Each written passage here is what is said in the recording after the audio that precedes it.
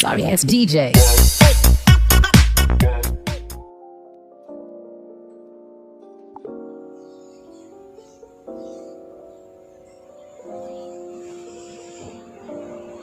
Sebelumnya, Assalamualaikum warahmatullahi wabarakatuh.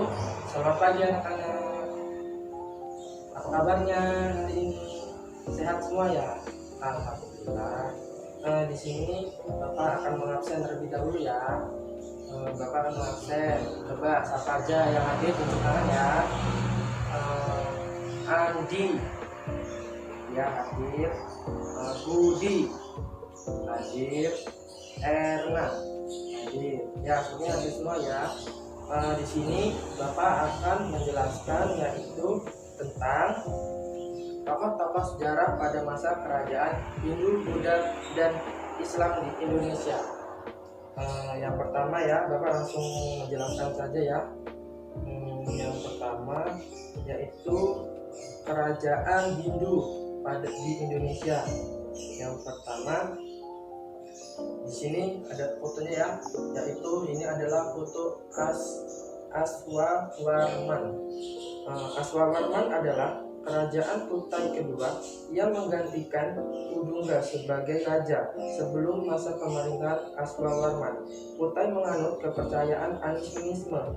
Ketika Aswawarman naik tahta, ajaran Hindu masuk ke Kutai. Kemudian kerajaan ini menganut agama Hindu.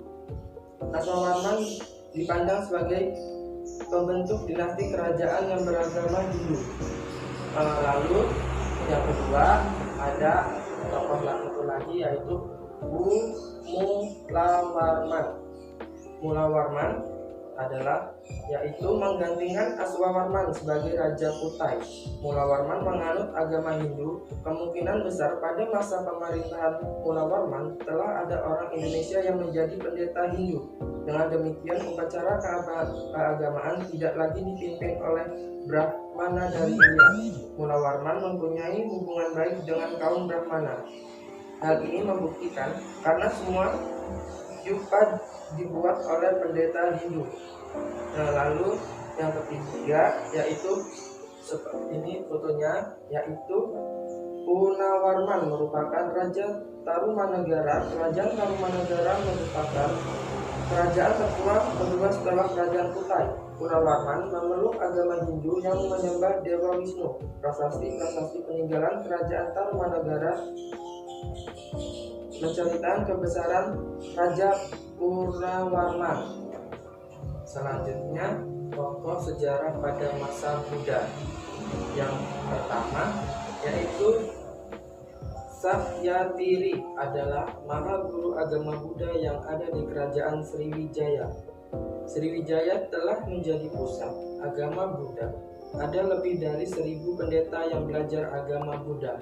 Diperkirakan di Sriwijaya sudah berdiri sebuah perguruan Buddha yang berhubungan baik dengan perguruan Buddha yang ada di Nalanda, India.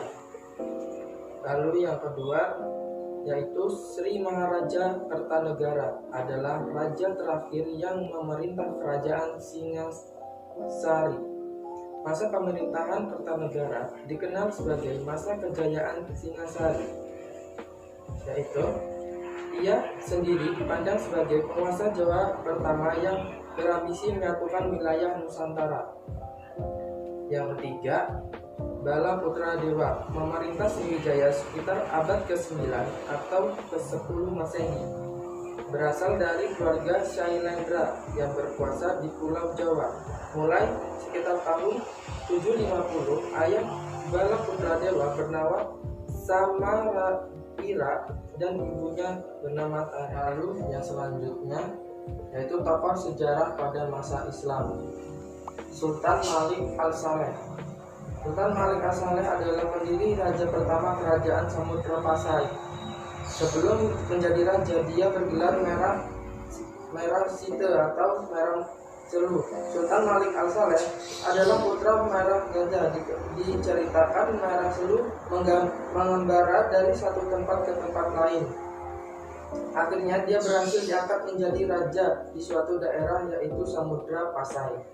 Yang kedua, Sultan Iskandar Muda. Sultan Iskandar Muda adalah Sultan Aceh yang ke-12.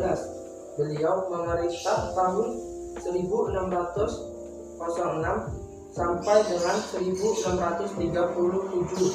Pada masa pemerintahan Sultan Iskandar Muda, Aceh mengalami puncak kemakmuran dan kejayaan.